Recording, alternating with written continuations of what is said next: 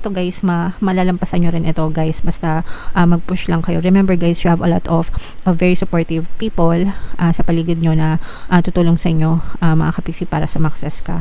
And nakikita natin na kahit na may mga stress kayo, may mga negative na emotions kayo, unstoppable pa rin kayo. Ibig sabihin guys, hindi kayo titigil sa pagkilos, hindi kayo mag-give up sa mga pangarap nyo mga kapiksi. Okay?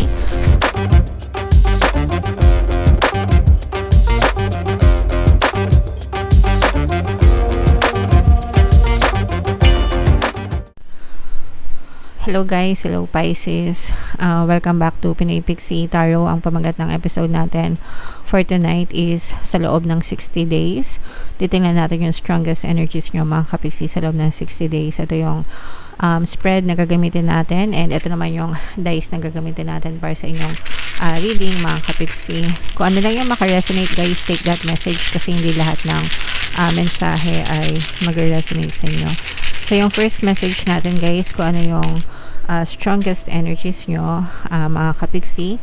For some of you guys, no, you are focusing on pag-unlad and pag-asenso sa buhay nyo mga kapiksi.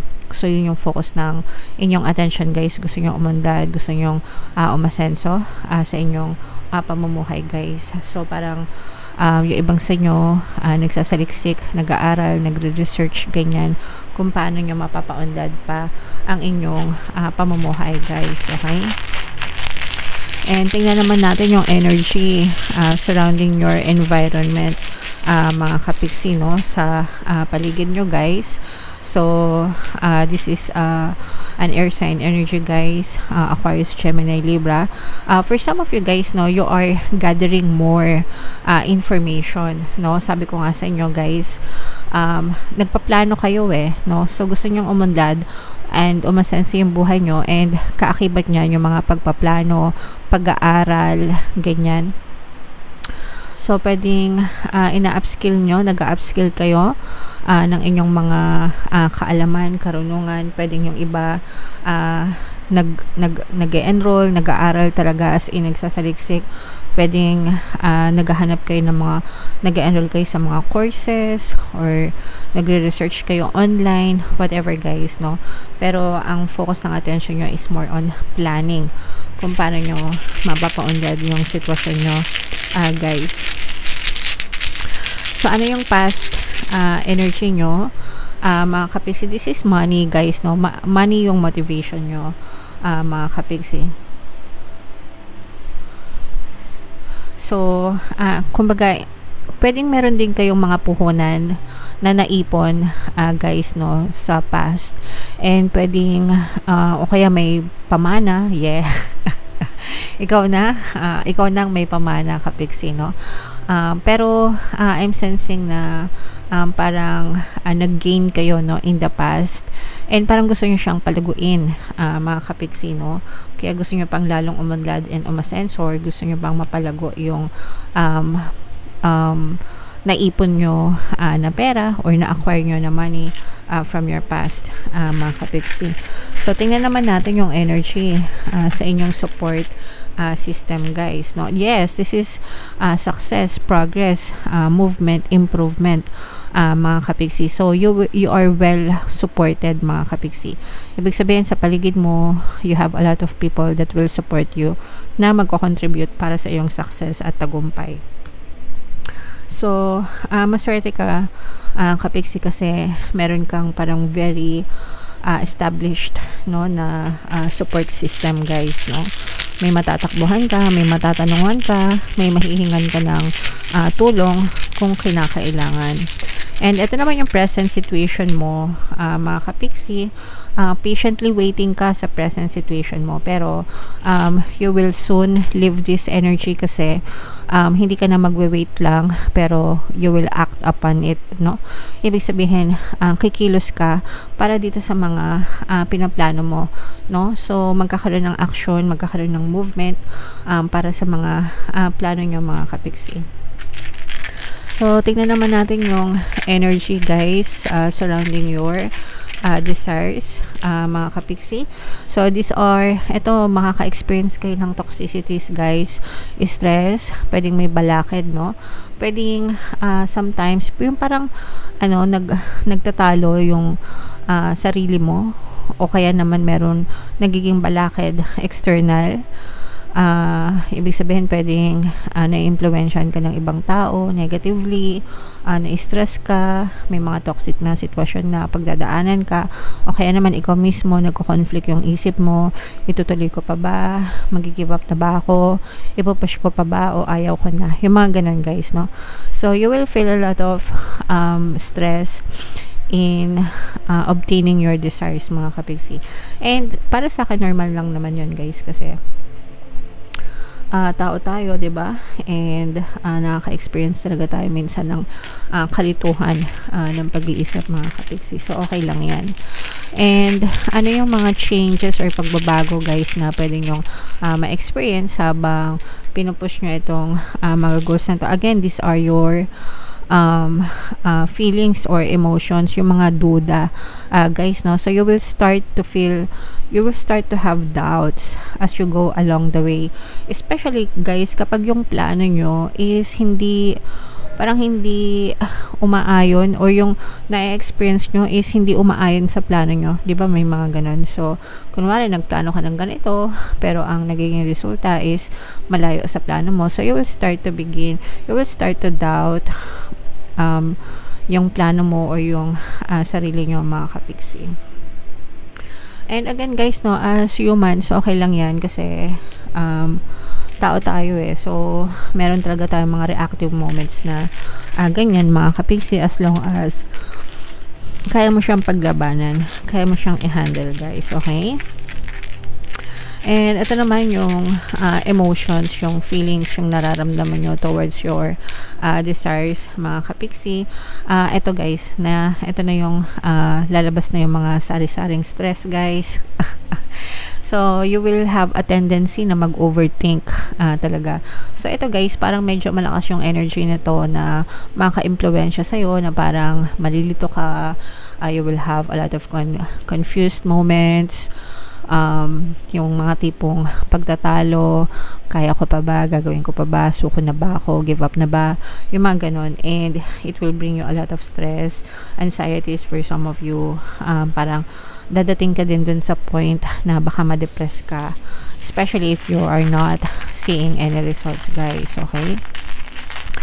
So how these events will unfold, mga kapiksi, ito guys, malalampasan nyo rin ito guys, basta mag-push lang kayo. Remember guys, you have a lot of very supportive people sa paligid nyo na tutulong sa inyo, mga kapiksi, para sumakses ka. And nakikita natin na kahit na may mga stress kayo, may mga negative na emotions kayo, unstoppable pa rin kayo. Ibig sabihin guys, hindi kayo titigil sa pagkilos, hindi kayo mag-give up sa mga pangarap nyo, mga kapiksi, okay? So fighting Jayo kaya mo yan, okay? Alright. And then how others will impact you, mga kapiksi. So ito guys, you will have a lot of conversation, mga kapiksi, with other people na makakatulong sa mga pagdidesisyon nyo. So magkakaroon din kayo ng mga enlightenment, mga kapiksi. Other people will inspire you, or you will get some inspiration from other people. Makakakuha ka ng mga inspiration sa kanila, which will parang magmo-motivate sa'yo to do better, mga kapiksi. So, ibig sabihin guys, napapaligiran talaga kayo ng mga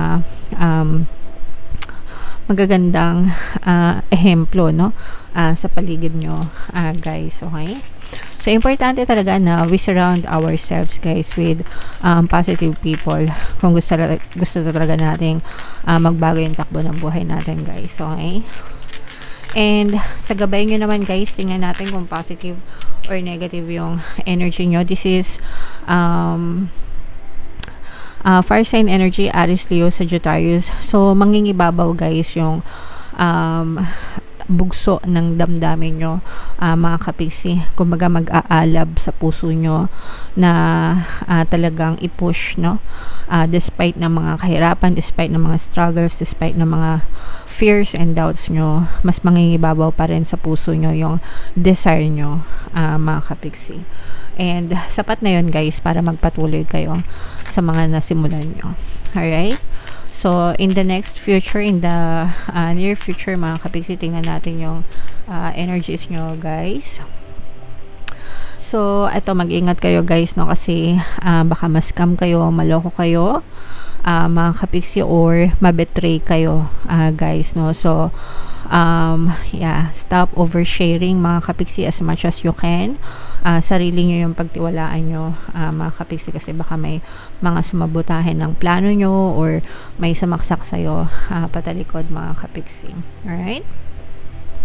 And yung overall conclusion nitong reading na to para sa inyo Pisces, yes, so may kita mo rin yung tamang daan. You will be guided guys toward the right direction, okay? And hindi ka papabayaan ng universe para makita mo yung liwanag, yung tamang landas, mga kapiksi, again, para matupad itong pangarap mo na umunlad at umasenso sa buhay nyo guys.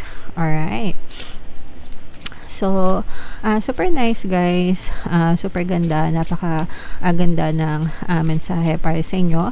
Bunot lang tayo ng isa pang card para sa inyong additional na message mga kapiksi. Habang sinashuffle ko to, panoorin nyo muna yung video natin regarding sa ating paano mag-manifest ng abundance video course. Kapiksi, sawa ka na ba sa mga struggles at hirap sa buhay mo? Masipag ka ba at masikap sa buhay ngunit hindi ka pa rin umaasenso? Ilang beses ka na bang nag-attempt magnegosyo at mag-invest pero palagi ka pa rin nalulugi? Sa pagkakataon na ito ay maaaring may subconscious beliefs ka na nagiging balakid sa iyong pag-unlad at pagyaman. Introducing, paano mag-manifest ng abundance video course. Dito ay matututunan mong ma-overcome ang mga balakid mo para tuluyan ka ng umunlad, umasenso, sumagana, maging matagumpay, successful at maswerte sa iyong kabuhayan, pera, trabaho, negosyo sa lapi at kaperahan ng bonggang-bongga. Dali, mag-send na ng email sa pinoypixie@gmail.com at simulan na ang iyong pagyaman ngayon. Alright, so sa lahat ng gusto mag-avail ng course guys, naka-flash sa screen nyo. Una, meron tayong paano mag-manifest ng abundance video course. Meron din tayong paano mawala ang third party at magkaroon ng harmonious na relationship. And meron din tayong paano pabalikin si ex, reverse breakup. Sa mga interesado guys, mag-send lang kayo ng email sa pinoypixie@gmail.com. And bago natin ituloy guys, no, sa mga naghahanap ng mga pampaswerte na lucky charms or lucky bracelet, ito yung dalawang recommended ko sa inyo palagi guys. Aventurine bracelet at saka citrine bracelet mga kapiksi. Meron siyang kasamang, itong Aventurine guys, meron siyang kasamang evil eye protection mga kapiksi. So itong combo na ito napakabisang pang-attract ng swerte, abundance, money, wealth at saka success sa trabaho at negosyo mga kapiksi. So sa mga interesado, check nyo na lang yung description box at comment section mga kapiksi. Alright, so self-awareness is key. Take time today to go within and spend time with your soul. Go for a walk in nature and around yourself. Meditate, listen to your favorite music, whatever you enjoy most. Do that today. So, sabi ko nga sa inyo guys, may mga times na dadating yung confusion sa buhay natin, mga confused moments, ganyan. Sometimes di natin alam kung ano yung gagawin natin. It's okay mga kapiksi. So, just take a rest. Go back to yourself. Diba? Mag-stroll ka muna.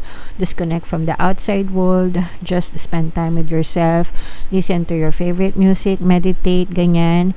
Whatever. Basta mag-enjoy lang kayo. Paminsan-minsan kailangan nyo mag-disconnect and mag-cleanse and mag-recharge mga kapiksi. Para kumalma yung isip nyo and mawala yung mga stress sa isip nyo mga kapiksi. Alright? Okay. Comment down below guys. If feeling nyo naka-resonate kayo guys, ito i-mind nyo itong mga success, itong mga tagumpay na to mga kapiksi, no? Yan, napakaganda ng mga maganda naman yung reading nyo guys overall, okay? So comment down below if naka-resonate kayo. For more tarot readings, ito yung playlist nyo. Ito naman yung ating success stories ng paano mag-manifest ng abundance video course. Thank you for liking, sharing, and subscribing guys. See you next time. I love you all. Have a nice day. Bye-bye.